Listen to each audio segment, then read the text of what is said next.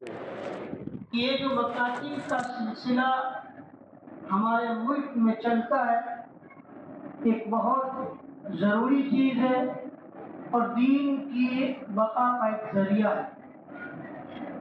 جن ملکوں کے اندر اور جہاں پر اس طرح کے مکاتب نہیں چلتے وہاں کے گھروں کے بچوں کے حالات اب دیکھ لیں، ان کے عقائد کو دیکھ لیں کہ کتنی پریشانیاں ہوتی ہیں۔ اللہ تعالیٰ کا شکر و احسان ہے کہ یہ اللہ رب العزت نے ہمیں اتنی آزادی کے ساتھ مکاتب کو چلانے کا ہمیں اجازت ملی ہوئی۔ مجھے یاد ہے کچھ سال پہلے دبئی کے اندر میں حضرت مفتی صاحب دامت برکاتہم کے ساتھ تھا۔ دبئی کے علماء کرام حضرت مفتی صاحب کے پاس آئے اور آ کر یہ عرض کیا کہ ہمیں یہاں جس طرح ہندوستان کے اندر مکتب کا نظام ہوتا ہے یہاں میں ملک کی طرف سے اور گورنمنٹ کی طرف سے اس طرح مکاتب کے چلانے کی اجازت نہیں اور اس کی وجہ سے بہت مشکل پیش آتی ہے۔ بہت ساری جگہوں پر یہ چیز ہے، یہ مکاتب جو اللہ رب العزت نے ہمیں یہ نعمت عطا فرمائی اس کو معمولی نہ سمجھے۔ اصل بات یہ ہے کہ ہم نے اس کی کوئی قدر نہ کی اور ہماری توجہ اس طرف جاتی نہیں۔ یہ مکتب کتنا اصل ہے، کتنا ضروری ہے اور اس کی وجہ سے اللہ تبارک و تعالیٰ نے ہمارے ان بچوں کے ایمان کی اور ان کے عقائد کی حفاظت کا ایک ذمہ رکھا ہے۔ دیکھیے آج کے اس دنیاوی ماحول کے اندر جہاں دنیاوی تعلیم کا کریز ہے، لوگ اپنے اپنے بچوں کو اور ایسی عمدہ بڑی جو ایک نامچین اسکولیں ہوتی ہیں اس میں اپنے بچوں کو داخل کراتے ہیں، لیکن انہیں معلوم نہیں ہوتا کہ وہاں ان کے بچوں کے ایمان کی کیا حالت ہوتی ہے، ان کے بچوں کے عقائد کیا ہوتے ہیں اور ان کے بچوں کے ساتھ کیا ایمان کی وجہ سے کھلواڑ کیا جاتا ہے۔ لیکن اگر یہی بچے ان مکاتب میں آ کر مکمل حاضری دے کر اور اس نعمت کی قدر کرتے ہوئے اگر پابندی کے ساتھ جو استاد نے سبق دے جو پڑھائے اس کو سیکھے تو یقین جانیے انشاءاللہ ان کے بچوں کی ایمان کی حفاظت رہے گی۔ میں نے ایک مقولہ ایک ملفوظ پڑھا جس سے دل بن گیا، بہت خوشی ہوئی۔ میں نے کہا کہ واقعتاً اس ملفوظ کو بہت عام کرنا چاہیے۔ حضرت مولانا مفتی محمد شفیع صاحب رحمۃ اللہ علیہ، شیخ الاسلام حضرت مولانا مفتی محمد تقی عثمانی دامت برکاتہم کے والد محترم، بہت زبردست عالم دین، پہلے ہندوستان میں تھے، ہندوستان کے مفتی اعظم تھے، جو ہجرت کر کے پاکستان گئے، پاکستان کے بھی مفتی اعظم تھے۔ ان کا قول ہے، وہ فرماتے ہیں کہ جس نے قرآن پاک کو تجوید کے ساتھ مکمل پڑھ لیا انشاءاللہ اللہ اس کی ایمان کی حفاظت کرے۔ کتنی بڑی چیز ہے کہ قرآن پاک کو تجوید کے ساتھ اسے ناظرہ یا حفظ جو بھی کر لیا اللہ تعالیٰ ذمے لے رہا ہے کہ اللہ اس کی ایمان کی حفاظت کرے۔ کیا آج کا جو زمانہ ہے، آج کا جو حالات ہے جس میں ایمان کا بچانا، ایمان کی حفاظت کتنی مشکل ہے ہمیں معلوم نہیں ہو رہا ہے، لیکن طرح طرح سے مدرسوں کے اسکولوں کے اندر، باہر کے اندر اور باہر کی دنیا میں کس طرح اسلام دشمنوں کی طرف سے اعتراضات داخل کیے جاتے ہیں اور مسلمانوں کو اپنے ایمان کے بارے میں، اپنے اسلام کے بارے میں شکوک و شبہات میں مبتلا کر دیتے ہیں۔ میرا بچہ اسلامی اسکول میں، اسکول چلانے والے ذمہ داری ماشاءاللہ پکے تبلیغی، نیک، دیندار، اور بلکہ جان دو ہم بھی اس کے ذمہ دار ہیں۔ لیکن ایک مرتبہ رات کو کھانے بیٹھا اور بچے نے مجھے کہا کہ ابا ہم لوگ پہلے بندر تھے۔ میرا بچہ مجھے کہہ رہا ہے، میں نے کہا بچہ تو یہ کہاں سیکھ کر آیا؟ کہ آج اسکول میں مجھے اپنی ٹیچر نے کہا، اور ہمارے اسکول میں ٹیچر نے ہم کو سب کو یہ کہا کہ پہلے اپنے بندر تھے، اور ڈرائیونگ کیا نام اس کا، ڈرائیونگ کی کیا اس کا عقیدہ ہے کہ لوگ پہلے بندر تھے، وہ عقیدہ اس نے بتلایا۔ میں نے فوراً ذمہ دار کو فون کیا، میں کہ جب ہمارے اسکول اسلامی اسکول کے ذمہ دار نے اور اس کے اسکول کے اندر جب یہ حالت ہو رہی ہے تو پھر دوسری اسکولوں میں ایمان کا بتانا کیا ہوگا؟ اب تحقیق کیجیے کہاں سے آئی کیا بات ہے۔ پتا چلا کہ ٹیچر کھوجی تھی، صرف کھوجی ہونے کی وجہ سے ہم نے اپنے بچوں کو غیروں کے حوالے کر دیا ہے اور مشنری اسکولوں کے اندر داخل کر دیا ہے۔ ہمیں معلوم نہیں ہو رہا ہے کہ ہمارے بچے کیا پڑھ رہے، کیا سیکھ کر آ رہے، ان کے ذہنوں میں ایمان کے بارے میں کیا کیا چیزیں ہیں۔ اور پھر مکتب کا حال بھی آپ دیکھو کیا ہو رہا ہے۔ کوئی گھرانے جب بچہ مکتب میں آتا ہے، جب مکتب کوئی فکر اسے نہیں ہوتی، کتنے وقت میں پہنچا ہے، کب پہنچ رہا ہے، کتنے دن جا رہا ہے، کب غیر حاضری کر رہا ہے، کوئی فکر نہیں۔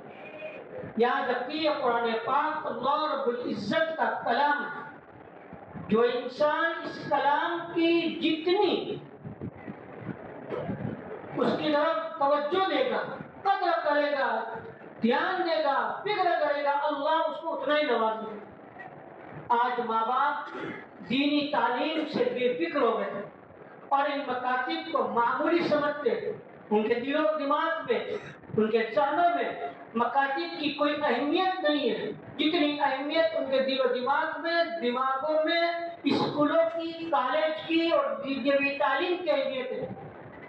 ایک بات یاد رکھیے، اگر آج تو ہم لوگوں نے اور یہاں جو مفتی صاحب نے یہ تمام والیوں کو بلایا، اگر یہی اعلان اسکول میں ہوتا کہ والیوں کی میٹنگ ہے اور آپ کو آنا ہوگا، تو شاید کسی والی کو سخت مجبوری نہ ہو، اس کے بغیر وہ غیر حاضر نہ ہو۔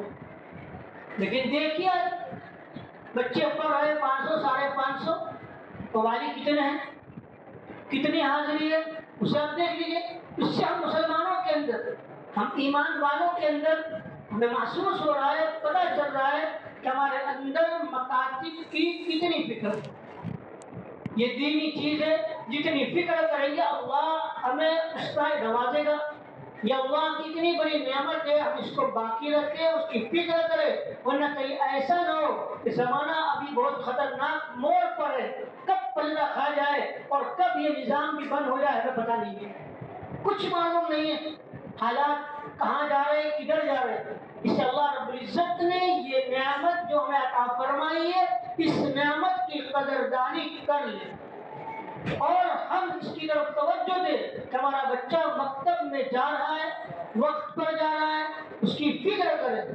اگر دیکھیے ایک بات کو گھر کے اندر کہ بچہ اسکول کا جو وقت ہوتا ہے اس کی تیاری کیسی ہوتی ہے، اور بچے کا مکتب میں آنے کا وقت ہوتا ہے اس سے اس کی ماں کی اور باپ کی تیاری کتنی ہوتی ہے۔ بچے کے اسکول کا وقت جب شروع ہوگا تو ماں 1 گھنٹے پہلے سے بچے کی تیاری شروع کر دے گی، اس کو نہلانے کا کہے گی، اچھے کپڑے پہنائے گی، برابر اچھی طرح اس کو سوار کر اس کو نکالے گی، اور باہر تک دیکھے گی بھائی رکشہ میں بیٹھا ہے کہ نہیں، گاڑی میں بیٹھا کہ نہیں۔ اور یہی بچہ جب مدرسے میں آتا ہے تو ماں کو نہ کوئی فکر ہوتی اس کے کپڑے کیسے ہیں، بٹن بھی بھرائے ہوئے کہ نہیں، کپڑے بھی کیسے، ٹوپی ہے کہ نہیں، ٹوپی کیسی پہنی ہے، اور جا رہا ہے، کچھ معلوم ہوتا ہے کہ دینی تعلیم کی کوئی فکر ہمیں نہیں اور اس کا احساس بھی ہمارے اندر نہیں۔ اس کے لیے اللہ تبارک و تعالیٰ نے یہ نعمت جو عطا فرمائی ہے، اس نعمت کا قدر کر لیں اور اچھی طریقے سے ہم اپنے بچوں کو دینی تعلیم حاصل کرائیں تاکہ یہ بچوں کا ایمان محفوظ رہے۔ ورنہ آج کی دنیا ایسے ایسے سوالات ڈال رہی ہے، ایسے ایسے اعتراضات پیش کر رہی ہے کہ اچھوں کو اس کے جوابات دینا مشکل ہوتا ہے، اور ان نوجوانوں کے، ان بچوں کے ذہنوں میں جب یہ بات پڑتی ہے تو ان کا ایمان بچنا مشکل ہو جاتا ہے۔ یہاں ہم اپنے بچوں کو بھیجیں گے، یہ مکتب کے اندر اللہ تبارک و تعالیٰ نے ہمیں جو نعمت دی ہے، ہمیں اس کا کچھ مقصد ہے۔ پہلا مقصد مکتب کا یہ ہے کہ مکتب کے اندر قرآن پاک کی تعلیم تجوید کے ساتھ، اگر ہم نے اپنے بچے کو مکتب میں بھیجا، اللہ کی ذات سے امید ہے انشاءاللہ ہمارا یہ بچہ قرآن پاک تجوید کے ساتھ بہترین انداز میں پڑھے گا۔ ابھی جیسے آپ نے سنا ایک چھوٹا سا بچہ کرسی پر بیٹھ کر کتنا عمدہ قرآن پاک پڑھا، جس نے سنا اسے معلوم ہے۔ ماشاءاللہ یہ مکتب کا تو نتیجہ ہے کہ اللہ اتنا عمدہ قرآن پڑھا، اور یہ مکتب کا اصل مقصد ہے۔ اور علماء کرام کو بھی چاہیے، مکاتب کے اساتذہ کرام کو بھی، کہ جب بچہ مکتب میں آئے تو سب سے جو پہلی چیز ہے کہ قرآن کو تجوید کے ساتھ اسے پڑھائے۔ یہاں سے جب بچہ نکلے تو بہترین قرآن پاک پڑھ کر نکلے، اور اس کے اندر ماں باپ کو بھی فکر کرنا ہے۔ ماں باپ کو چاہیے کہ جب بچہ گھر پر آئے وہ سنے میرا بچہ آج مدرسے میں گیا تھا، آج اس نے کیا سبق لیا، قرآن پاک کا سبق کیا تھا، لاؤ بیٹا جب مجھے سناؤ تو صحیح تمہارے استاد نے تمہیں قرآن پاک کا کیا سبق دیا تھا۔ وہ جب سنائے گا تو پتہ چل جائے گا۔ اور یہ بات اسکول کی ہوتی ہے، ماں باپ فوراً پوچھتے بیٹا آج اسکول میں کیا ہوا، کتنا پڑھا، تمہارے ٹیچر نے کیا ہوم ورک دیا، اور تم نے کیا کیا۔ ساری چیزیں ماں باپ جب بچہ اسکول سے گھر واپس آتا ہے تو اس کی پوری معلومات لیتے ہیں۔ اور یہی بچہ جب مدرسے سے گھر جاتا ہے تو ماں باپ کو کوئی فکر نہیں ہوتی، بس مکتب کے اندر ڈال دیا، کچھ نہیں، اب یہ بچہ پڑھ رہا ہے، کیسا پڑھ رہا ہے، کس طرف جا رہا ہے، کہاں جا رہا ہے اور کیا کر رہا ہے، کچھ نہیں۔ اس ایک بات یاد رکھیں، میں اپنے اساتذہ کرام سے بھی یہ کہتا ہوں کہ ان بچوں کو ماں باپ نے سپرد کیا ہے، مکتب کے اندر استاد کو صحیح تجوید کے ساتھ پڑھانا لازم ہے۔ آج کل کیا لوگ سمجھتے ہیں مکتب ہے پڑھ لو، صرف قرآن ختم کرا دو۔ قرآن ختم کرانا یہ مقصود نہیں۔ اللہ تبارک و تعالیٰ نے قرآن پاک میں فرمایا ہے وَرَتِّلِ الْقُرْآنَ تَرْتِيلًا، کہ قرآن کو ترتیل کے ساتھ پڑھے۔ اور قرآن کو ترتیل کے ساتھ پڑھنے کا مطلب یہ ہے کہ تجوید کے ساتھ پڑھنا اور وقت کو جاننا، معرفت التجوید اور وقت کا جاننا، یہ دونوں چیزیں ضروری ہے۔ ان دونوں چیزوں کی رعایت کے ساتھ استاد کو بھی ضروری ہے اس طریقے سے قرآن پاک بچوں کو پڑھائے، ورنہ صرف یہ نہ سمجھے کہ اپنی بچہ بڑا ہوگا، بڑے مدرسوں میں جائے گا، وہاں جا کر تجوید کے ساتھ پڑھ لے گا، نہیں، معلوم نہیں ہے بچہ بیچارہ مکتب میں آیا ہوا ہے، مکتب سے جانے کے بعد بڑے مدرسے میں جاتا ہے یا نہیں۔ پھر اگر یہ نہ ہو کہ اپنے بھی کو اچھی طرح قرآن نہیں پڑھایا، صحیح طریقے سے قرآن نہیں پڑھایا، اور بچہ پھر ایسا ہی رہے گا کہ قرآن اس نے پڑھ تو لیا ہے مگر نہ پڑھنے کے برابر۔ لکھا ہے قرآن کا مطلب یہ تجوید کا، قرآن تجوید کے ساتھ پڑھنا، التجوید بالقرآن حتم لازم، قرآن کا تجوید کے ساتھ پڑھنا یہ ضروری ہے۔ اور لکھا من لم یجوز القرآن فہو آثم، اور جس نے قرآن پاک کو تجوید کے ساتھ نہ پڑھا وہ گنہگار ہے۔ تجوید کے ساتھ بچے کو تجوید کے ساتھ قرآن پڑھائے، اس کے حروف کی ادائیگی کو دیکھیں، صحیح طریقے سے حروف ادا کرنا، صحیح طریقے سے اس کے حروف کو ادا کے ساتھ پڑھائے، یہ بہت ضروری ہے، ورنہ اس طریقے سے نہیں ہے۔ اور یہ بھی اللہ کا شکر احسان ہے کہ ہمارا بچہ جب مکتب میں آتا ہے استاد اس کے لیے کتنی محنت کرتا ہے۔ ہمارا بچہ گجراتی پڑھتا ہے، گجراتی زبان والا ہے، ہمارا بچہ اردو زبان والا ہے، انگلش زبان والا ہے، اور اس کو عربی پڑھانا، قرآن پاک کا سکھانا، تجوید کے ساتھ سکھانا، اس کے حروف کی ادائیگی کو اس کو بتلانا، یہ کوئی آسان کام نہیں ہے، بہت مشکل کام ہے، مگر اساتذہ کرام ان کاموں کو اچھی طریقے سے کرتے ہیں۔ لیکن آج ہوتا یہ ہے کہ جب ماں باپ کی طرف سے بھی کوئی فکر نہیں ہوتی تو یہ استاد بھی بے فکر ہو جاتے ہیں۔ لیکن اسکولوں کے اندر کیا ہوتا ہے کہ ماں باپ کی طرف سے بھی یہ فکر رہتی ہے کہ آج میرا بچہ ہوم ورک کیوں نہیں لایا، یا ٹیچر نے نہیں دیا اس کی کوشش کی جاتی ہے، اس کے لیے پوچھا جاتا ہے، اور مدرسے کے اندر اس بات کو نہیں دیکھا جاتا۔ اس لیے پہلا مقصد قرآن پاک کو تجوید کے ساتھ پڑھانا یہ ہمارے مکتب کا مقصد ہے۔ میں نے خود دیکھا ہے باہر کے اندر، وہاں قرآن پاک جب پڑھتے ہیں تو ناظرہ پڑھنے والے قرآن کو تجوید کے ساتھ بھی پڑھتے ہیں اور اس کے ترجمے کے ساتھ بھی پڑھتے ہیں۔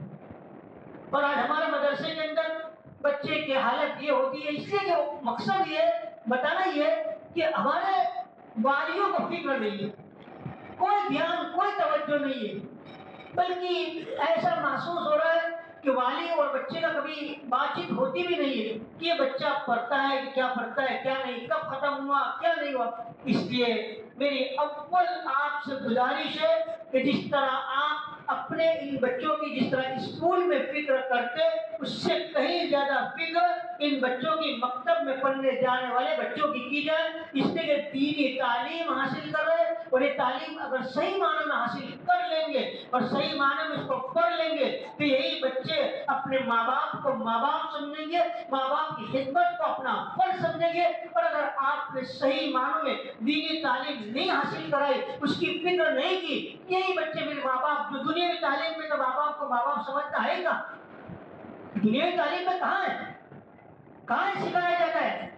یہ تو چیز ماں باپ کو ماں باپ سمجھنا، ذمہ داری سمجھنا، ماں باپ کی خدمت کو اپنا فرض سمجھنا ایک دینی تعلیم ہے۔ ایک مقصد تو یہ۔ دوسرا مقصد مکتب کا عقائد کو درست کرنا۔ استاد کو چاہیے کہ اس آنے والے بچے کے مکتب میں پڑھنے والے بچوں کے عقائد درست کریں۔ آج بڑی خطرناک پریشانی کمی کوتاہی ہے کہ آج عقائد درست نہیں ہے، بچوں کو معلوم ہی نہیں۔ جیسے مثال کے طور پر بیسٹی سمر ہے اور پڑھائی جاتی ہے، اس کے شروع میں لکھا ہے پہلے عالم تھا نہیں، عالم ناپید تھا، پھر اللہ کے پیدا کرنے سے پیدا ہوا۔ اب پانی میں ایسا ہوتا ہے پڑھا لیتا استاد بھی، بچہ بھی پڑھ لیتا ہے، لیکن اس کو یہ معلوم نہیں ہوتا ہے کہ عقیدہ جو میں نے پڑھا ہے ناپید اور پید وہ کیا چیز ہے، یہ سب نہیں۔ حضرت مفکر ملت حضرت مولانا عبداللہ صاحب کاپوری رحمۃ اللہ علیہ فرمایا کرتے تھے کہ مکتب میں بچوں کو عقائد پڑھانا نہیں پلانا ہے، مکتب میں بچوں کو عقائد پڑھانا نہیں پلانا۔ میں بھی سمجھا تھا، اس کی مثال دیتا ہوں۔ دیکھیں مثال کے طور پر ہم اپنے بچوں کو پڑھاتے ہیں، میں بچہ پڑھو کلمے پڑھو، پہلا کلمہ لا الہ الا اللہ محمد رسول اللہ، دوسرا کلمہ اشہد ان لا الہ الا اللہ واشہد ان محمدا عبدہ ورسولہ۔ اب ذرا یہاں پوچھو بچوں کو کیا یہ بتا، اگر یہاں وہ اشہد ان محمد رسولہ کہہ دے تو چل جائے گا، یا اشہد ان محمد رسول اللہ کہیں گے تو چلے گا یا نہیں چلے گا؟ کیا عبدہ کہنا ضروری ہے؟ کسی نے کہہ دیا کہ میں گواہی دیتا ہوں کہ محمد صلی اللہ علیہ وسلم اللہ کے رسول ہے، ہو گیا کہ نہیں؟ لیکن یہ عبدہ کیوں کہا جاتا ہے اور عبدہ کہنے کا مقصد کیا ہے؟ پھر بچوں کو سمجھائے کہ دیکھیے دنیا کے اندر تین بڑی قومیں ہیں، جو چار بڑی قومیں ہیں۔ ایک قوم یہودی کی، ان لوگوں کا عقیدہ تھا وقالت اليهود عزیر ابن اللہ، کہتے ہیں یہود کہتے ہیں کہ حضرت عزیر نبی علیہ السلام اللہ کے بیٹے ہیں،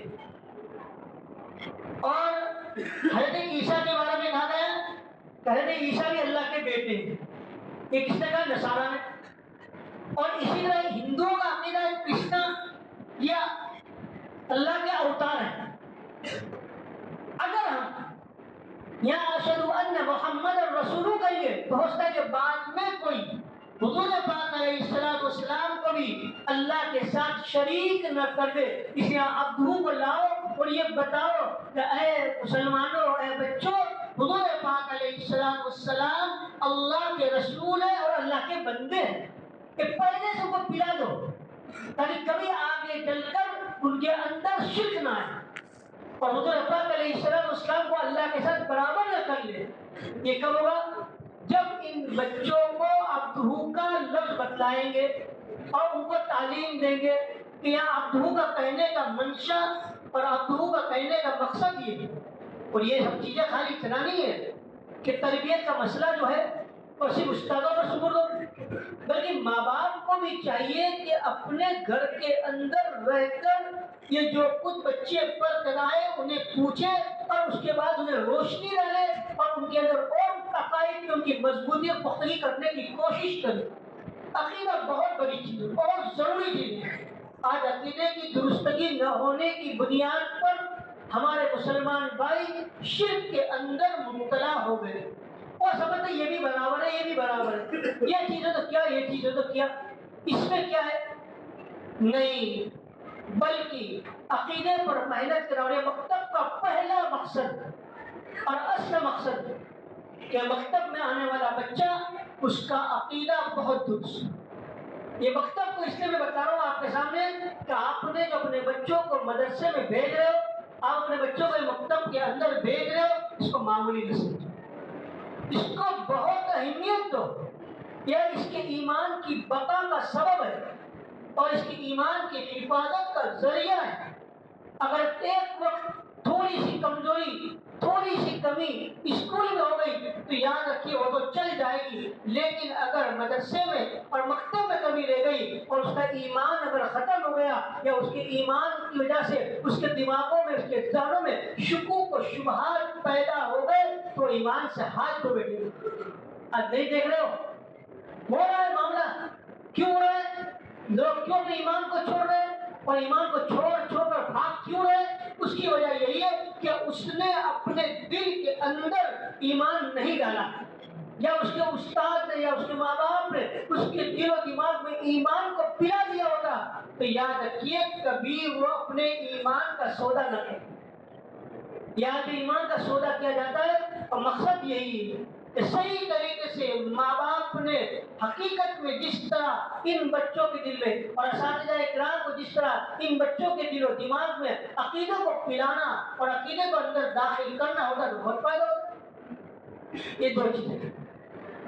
تیسرا مقصد ہے مکتب کا ہر عمل کو پریکٹیکل کر کے بتانا سکھنا ہے. اسکولوں کے اندر جو بھی بات ہوتی ہے، جو چیز ہوتی ہے وہ پریکٹیکل دکھلائی جاتی ہے. اس طرح یہاں بھی ہم نے وضو کا سبق بتایا، بھائی وضو میں کتنا فرض ہے. اچھا، خالی پڑھانا نہیں. دیکھیں حدیث شریف کی روشنی میں آپ دیکھیے، ایک صحابی، ایک آئے شخص حضرت عثمان بن عفان رضی اللہ تعالیٰ عنہ کے پاس اور کہا گیا ہے عثمان، اللہ کے رسول صلی اللہ علیہ وسلم کا وضو کیسا تھا؟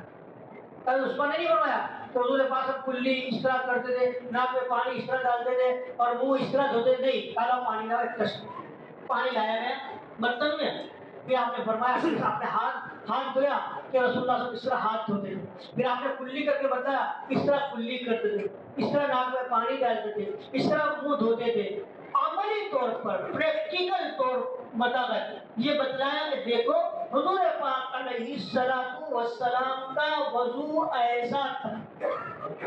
بچے کو آج دیکھیے یہ بچپن میں مکتب کے اندر پریکٹیکل سیکھ کر نہ جانے کی وجہ سے بہت سے ہمارے بھائی بڑے ہو کر بھی جس طرح وہ چاہتے اس طرح کر لیتے، لیکن پریکٹیکل سیکھے نہیں ہوتا اور اس کو دیکھا نہیں ہوتا ہے تو وہ مکمل طور پر سنت کے مطابق نہیں ہے.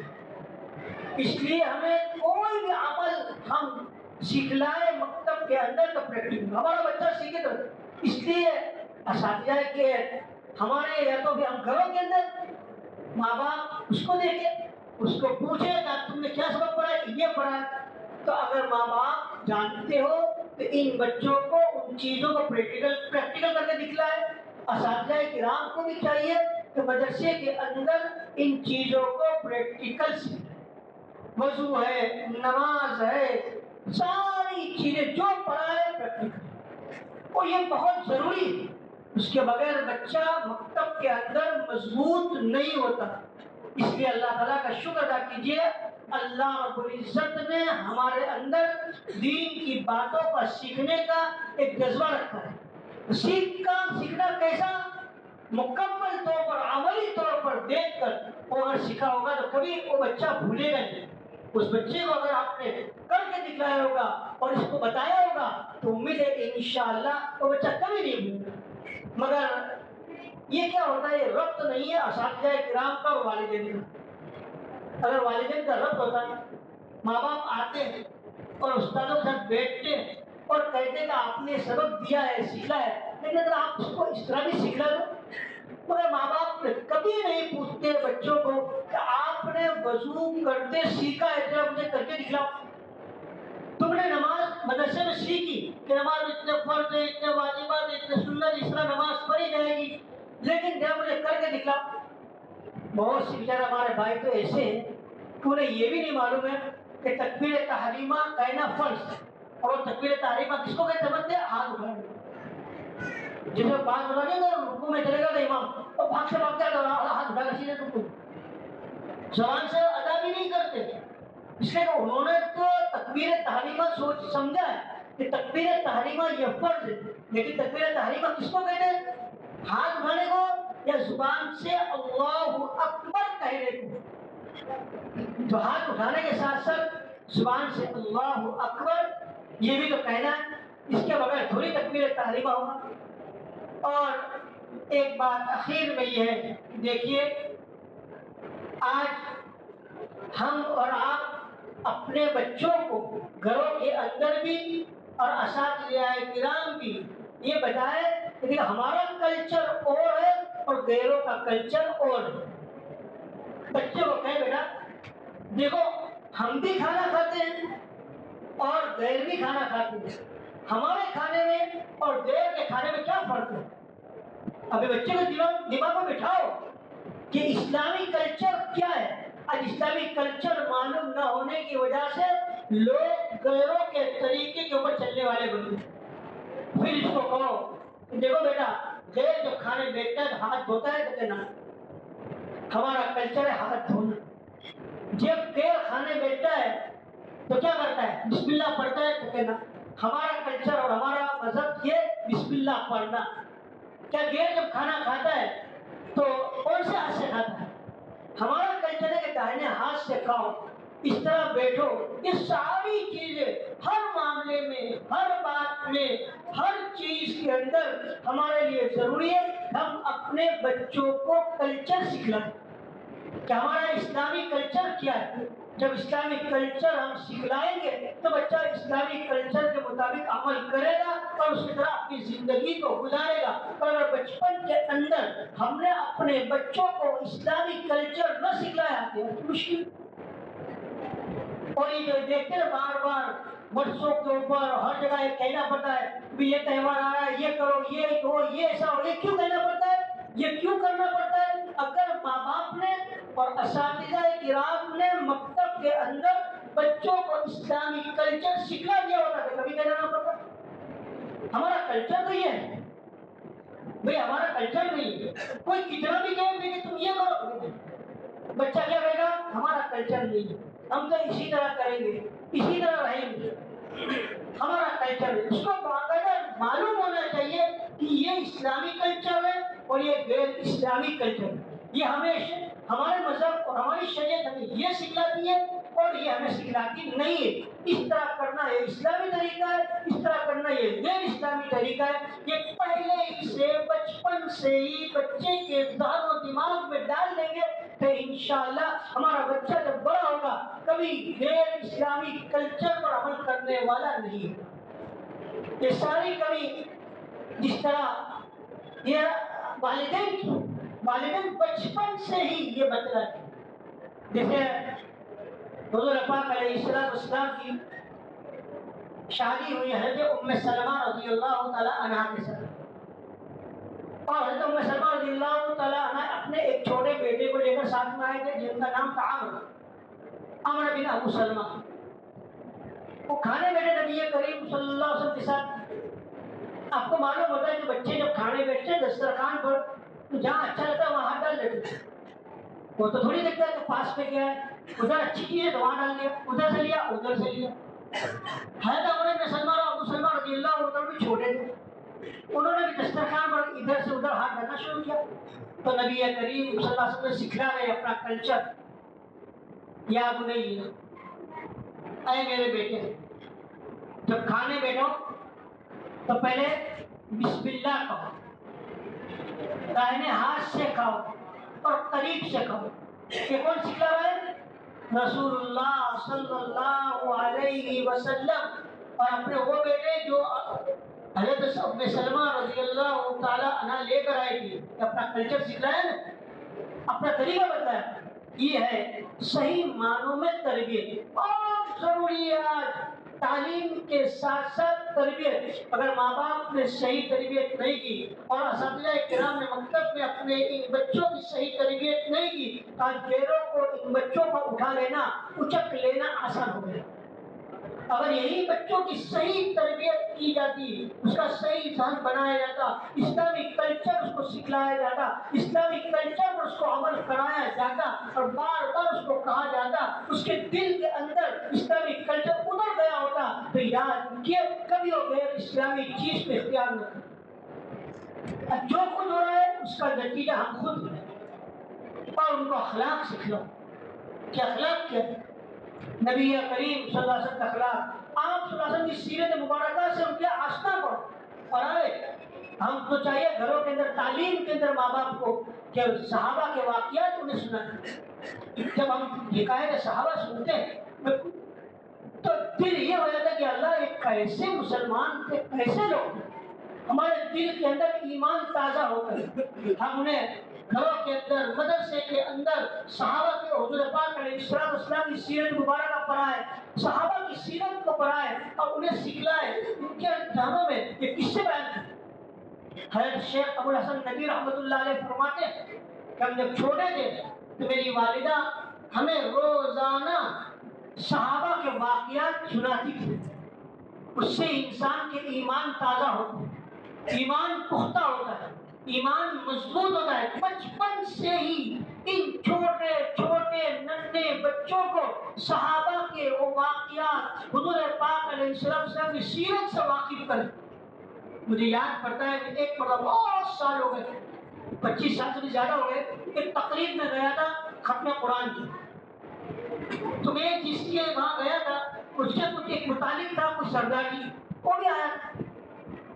تو تقریب پوری ہو گئی، قرآن پاک ختم ہو گیا، دعا ہو گئی، تو سردار جی نے لوگوں سے پوچھا، جو کچھ لوگ تھے، کہ بھائی تمہارا بیسک چیز کیا ہے؟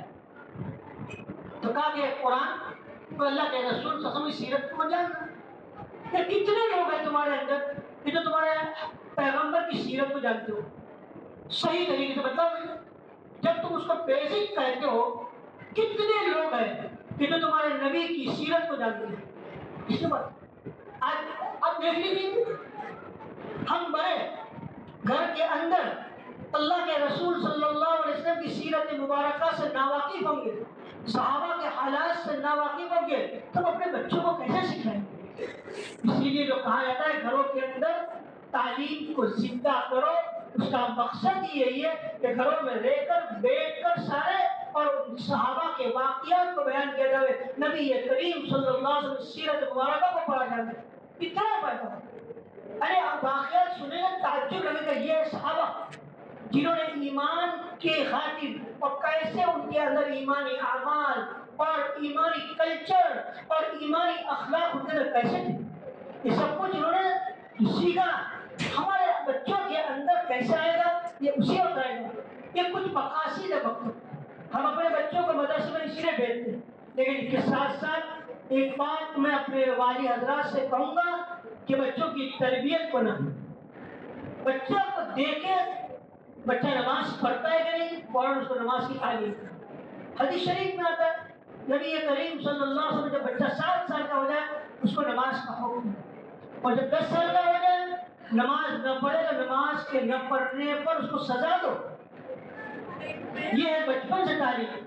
اس کی زبان دیکھو، اگر اچھی نہیں تو اس کی تعلیم، اس کو تربیت کرو۔ وہ کیسے رہتا ہے، کہاں جاتا ہے، کدھر گھومتا ہے، کن لوگوں کے ساتھ رہتا ہے، یہ ماں باپ کو ان بچوں کی فکر کرنا ضروری ہے۔ آج ہم نے اپنے ان بچوں کی ذرہ برابر فکر نہیں کی اور اس کی وجہ سے بھگت رہے، اور پھر کہتے ہیں کہ بچہ ہمارا کہنا نہیں مانتا۔ لیکن بچپن کے اندر ان بچوں کی جیسی تربیت ہمیں کرنا چاہیے اور تربیت سمجھنی چاہیے۔ ماں باپ کے لیے بہت ضروری ہے، آج قدم قدم پر یہ بچہ ہمارے گھروں میں ہمارے ساتھ رہتا ہے، اس کی تربیت کی مکمل فکر کرے۔ اور تربیت کیسی ہونی چاہیے؟ دینی تربیت ہونی چاہیے، تاکہ دینی تربیت کے ساتھ بچہ بڑا ہوگا تو چاہے پھر آپ کیسی بھی اسکول میں داخل کر لو، انشاءاللہ کوئی فکر کی بات نہیں رہے گی۔ لیکن جب گھر کے اندر اس کی صحیح تربیت ہو، اس کا دینی ذہن بنے اور اس کو اللہ اور اللہ کے رسول صلی اللہ علیہ وسلم کے حالات سے اس کو آشنا کرو، اس کو پڑھاؤ، اس کو سکھاؤ، حضور پاک علیہ الصلوۃ والسلام کے صحابہ کے واقعات اسے سناؤ، پھر انشاءاللہ اس کا ایمان باقی رہے گا، تازہ رہے گا، حفاظت اس کے ایمان کی رہے گی۔ یہ چیزیں کریں گے تو انشاءاللہ بڑا فائدہ ہوگا۔ اللہ تعالیٰ کا شکر و احسان مانے۔ میرے پہلے کا یہ بہت بڑی نعمت ہے، یہ مکتب اس نعمت کی قدردانی کرے اور اپنے بچوں کی غیر حاضری نہ کرے۔ بہت افسوس ہوتا ہے، بہت افسوس ہوتا ہے کہ ماں باپ ایک بھی غیر حاضری اسکول میں نہیں ہونے دیتے، لیکن مدرسے کے اندر تو جہاں کچھ کام آ گیا، بچہ سو گیا چھوڑ، وقت کا کوئی پابندی نہیں۔ 8 بجے کا مدرسہ ہے، سارا 8 کو آ رہا ہے، 9 بجے آ رہا ہے، نہیں۔ دیکھیے فکر کرے، کوشش کرے، انشاءاللہ فائدہ ہوگا۔ اللہ تبارک و تعالیٰ مجھے اور آپ کو جو کچھ باتیں کہی گئی اس پر عمل کرنے کی توفیق عطا فرمائے۔ وآخر دعوانا الحمد للہ رب العالمین۔